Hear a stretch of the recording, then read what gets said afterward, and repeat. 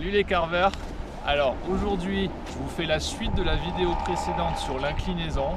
On va parler d'un autre terme qu'on utilise beaucoup dans le ski en France, c'est le terme angulation. Alors attention, angulation on peut le mettre à toutes les sauces. Nous quand on parle de ski, quand on parle d'angulation en France, c'est vraiment ce mouvement là, c'est le fait de se tordre sur le côté. C'est une sensation assez désagréable dans la hanche en fait qu'on a, et ce mouvement il vient compléter l'inclinaison. Ça fonctionne en symbiose.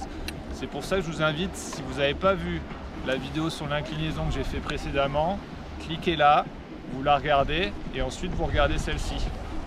Donc en fait, juste pour vous remettre dans le contexte, je vous expliquais dans la précédente vidéo que quand on skie, pour améliorer son carving, on cherche à s'incliner.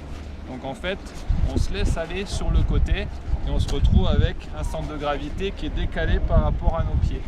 Bon, ça c'est bien, sauf que vous allez me dire que quand vous regardez des skieurs de bon niveau, les Coupes du Monde, etc., vous voyez rarement quelqu'un skier complètement incliné comme ça. On dirait que là je vais tomber, ce qui est le cas.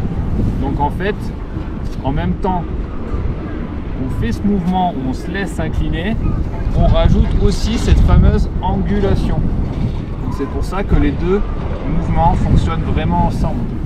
Donc en fait ça donne ça, c'est je me laisse aller sur le côté, je m'incline, et en même temps que je me laisse aller sur le côté, je cherche à faire cette espèce de compression là sur la hanche pour m'équilibrer. Donc ça donne ça en fait.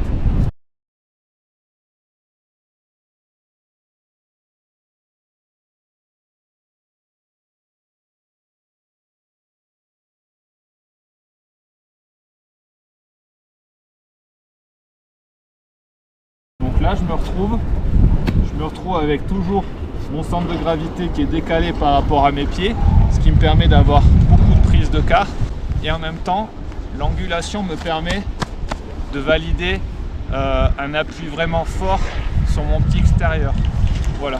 Et vous constatez aussi que quand je fais ce mouvement d'angulation, vous voyez que ma ligne d'épaule qui était en train ma ligne d'épaule était un peu de travers. Mais quand je fais l'angulation, ça remet ma ligne d'épaule de manière plus horizontale. Ça aide beaucoup. Donc en fait, c'est un mouvement qui est très utile en carving, mais aussi dans les petits virages, c'est clair et net.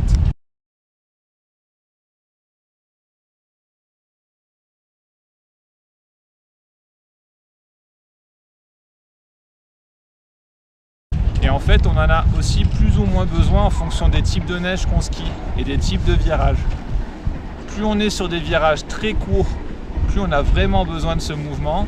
Et plus on est sur des neiges très dures, qui n'accrochent pas beaucoup, plus ce mouvement là d'angulation va vous rassurer pour sentir que vous avez quand même de la stabilité sur votre pied extérieur, pour pas que le ski chasse trop, dérape trop, les sensations très désagréables qu'on a sur la glace.